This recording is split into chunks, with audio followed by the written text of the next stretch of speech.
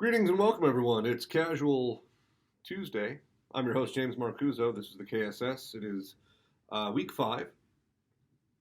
I'm going to tell you a little bit about the letter from a Birmingham jail by Martin Luther King, written back in, I think, 63. It's really an amazing document, and I highly, highly encourage all of you to familiarize yourself with it because it's just a good piece of American writing and a political statement and a statement of values. And I don't say that to grandstand or to be to virtue signal anything. Letter from a Birmingham jail is serious stuff. It's high level analysis.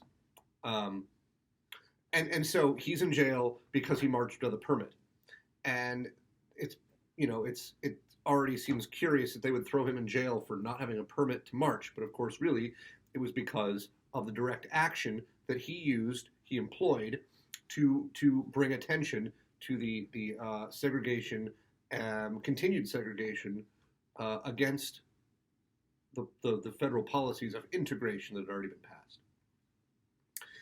passed. He's down there, he's marching, and he's particularly trying to avoid the landmines of the politics within Alabama, the Birmingham political system, as elections were going on. But he wanted to bring pressure onto the local commerce and economic community because they were the ones that sort of made this deal with the black community to remove the signs of, no colored people here or those types of things. And those promises were not kept, and so they said it was time to bring pressure to bear. And by pressure, they mean specifically nonviolent protest.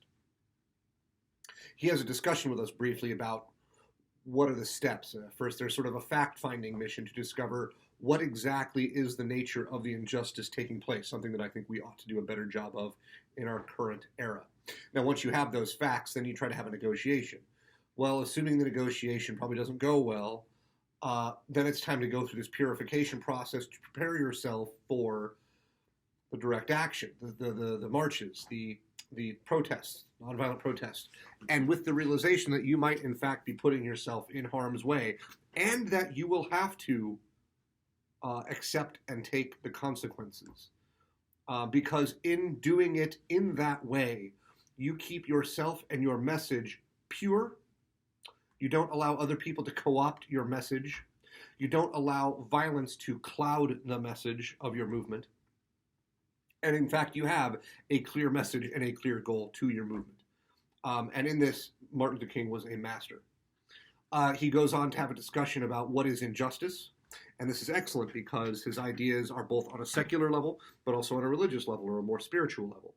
He says injustice uplifts the human personality, and injustice, or unjust laws rather, degrade human personality. In a more technical sense, it's when one group makes a law that is binding on another, but not on themselves. He talks about how poisonous it is to teach someone that they are inferior, but it's also poisonous to teach someone that they are superior, because neither is actually true. And in both cases, it gives someone a false sense of themselves and of others. And we shouldn't have a false sense of ourselves. We want to understand ourselves as truthfully as possible.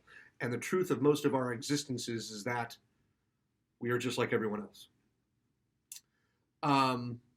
It's a profound work. I just can't say enough good about it, and I recommend it to people all the time, and I cite it and reference it often in my political discussions with colleagues. Please read it. Please familiarize yourself with it. And I won't take up any more of your time, though there, of course, is more to be said about it. Good luck. If you have any questions, please contact me.